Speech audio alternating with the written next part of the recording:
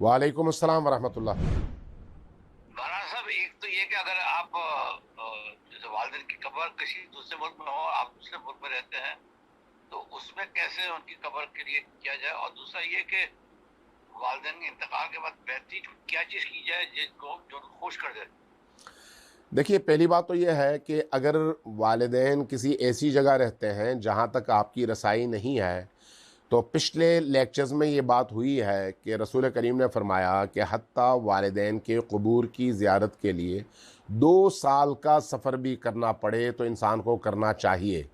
तो इसलिए ये तो एक फ़जीलत की बात है कि जब कभी आपको मौका मिले आप सफ़र करें, और जब अपने मुल्क में पहुँचें, अपनी सरज़मीन में पहुँचें, तो वहाँ पर अपने वालिदैन की कब्र पर हाज़िरी दें। लेकिन अगर आप ये काम फ़र्ज़ करें कई साल नहीं कर सकते,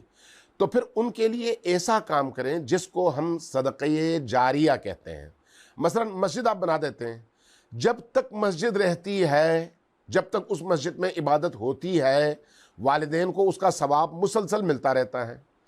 फ़र्ज़ करें कहीं पर आपने यतीम खाना बना दिया, यतीम खाने की एक एक ईंट जब तक मौजूद है और उससे यतीमों को इस्तिफ़ादा होता है, उस वक्त तक आपके वालिदैन को उसका सवाब मिलता रहता है। इसी तरह से हर वो काम जिसमें इस्तिमरार है, जिसमें तसलसल है,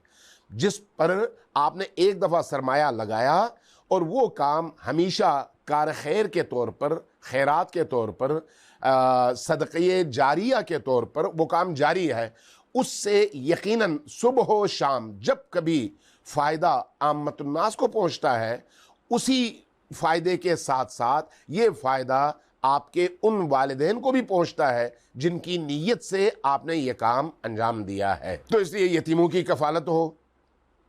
किसी घर में राशन पहुँचाना हो, किसी बेवा के सर पर हाथ रखकर उसको मंथली ख़र्चा देना हो, किसी तालिबे इल्म की कफ़ालत हो, जिस जिस तरह की शक्लें आपको नज़र आती हैं, जिसका फ़ायदा आम्मतुन्नास को है, आम आवाम को है, अल्लाह के बंदों को है, अल्लाह की मखलूक को है, वहाँ पर ये काम आप ज़रूर करें। मसलन कहीं पर फ़र्ज़ करें लोग गुजरना चाहते हैं, नाला है, पुल नहीं है, आप पुल बना देते हैं, जब तक वो पुल है आपको उस पुल का फ़ायदा पहुँचता रहता है, और वो फ़ायदा उसी को पहुँचेगा जिसकी नीयत से आपने वो पुल बनाया। कहीं पर रास्ता नहीं है, रास्ता आपने बना दिया, लोग गुजरते हुए अब आसूदगी महसूस कर रहे हैं, जब तक रास्ता है उसका सवाब पहुँचता रहेगा। कहीं पर पानी नहीं है, आपने कुआं खुदवा दिया, जब तक कुआं है, पानी निकलता है, उस वक्त तक सवाब मिलता रहेगा और उस शख्स को मिलता रहेगा जिसकी नीयत से आपने ये काम किया है। तो इसलिए हर वो काम जिसमें तसलसल हो और जिसको आप सदक़े जारिया कह सकें, यानी हमेशा बाकी रहे, ऐसा काम ज़रूर करें।